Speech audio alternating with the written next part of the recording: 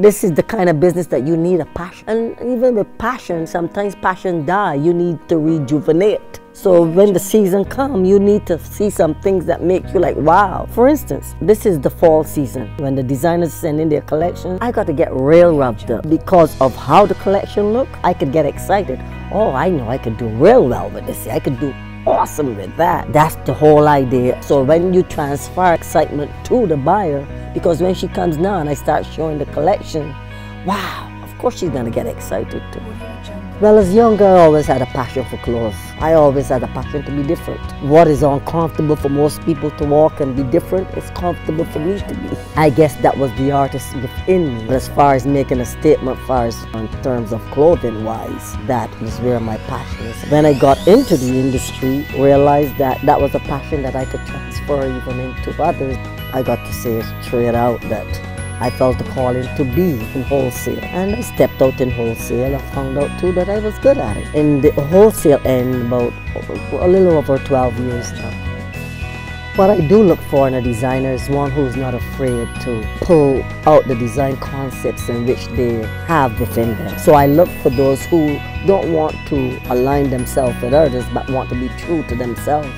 Starting with a lot of small designers, they don't, especially if you're working with a European designer, they have to adapt to being able to ship to the US and how that works. And how delivery on time, if they ship on time, which is very important because you have cancellations, which is understandable, but you know, you don't want to have whole set of cancellation, and that's very key because the brand can look really great, but at the end of the day, if they can't deliver the orders, then you lose money and they lose money.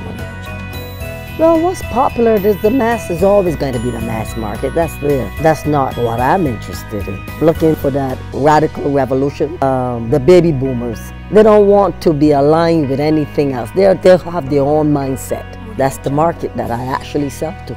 That's that 35 to 75. Take for instance what I'm wearing. This is Link, and you know, you say, okay, myself, okay, that's a kind of a space kind of jacket, but I'm gonna stand a little. Say for instance, the actual jacket here, you know, it's not your jacket that you're going to normally see as you walk into a major store, you're gonna see it on the rack. But this is the kind of jacket that we carry because we have that clientele that could appreciate, and really, it's not a trend that you would have, and then you say, okay, this was good last 2 seasons, but I can't wear it again this season because it has no time to it. And that's what really is beautiful about the pieces that we carry.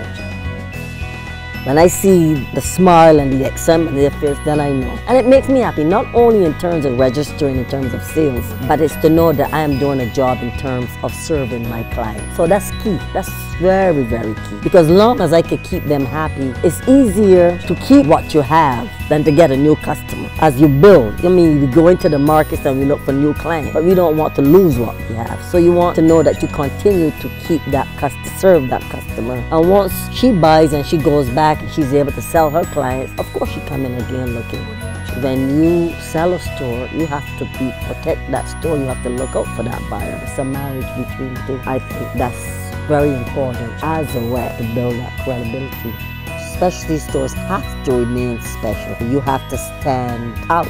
You have to be willing to be set apart from the regular stores, which means we don't sell to department stores, because if you're a specialty store, you don't want the product that a specialty store have, because then you're not special. What's happening today in this market, a lot of folks are very savvy today in terms of coming into the stores and looking at labels, and they'll Google or whatever to see if the price, if they can find that product someplace else at a lesser price. So we also, as a specialty store, you have to be able now to carry lines that you know that your neighbor doesn't have the line, and it's not someplace in a department store. It's not easy to be found like that. And if you did find it in another place, it will be the price point not differs from what you have. Now, for specialty store, they have to really make certain that the products they have, they're not in competition with any other brand or with other place carrying it that will undermine them.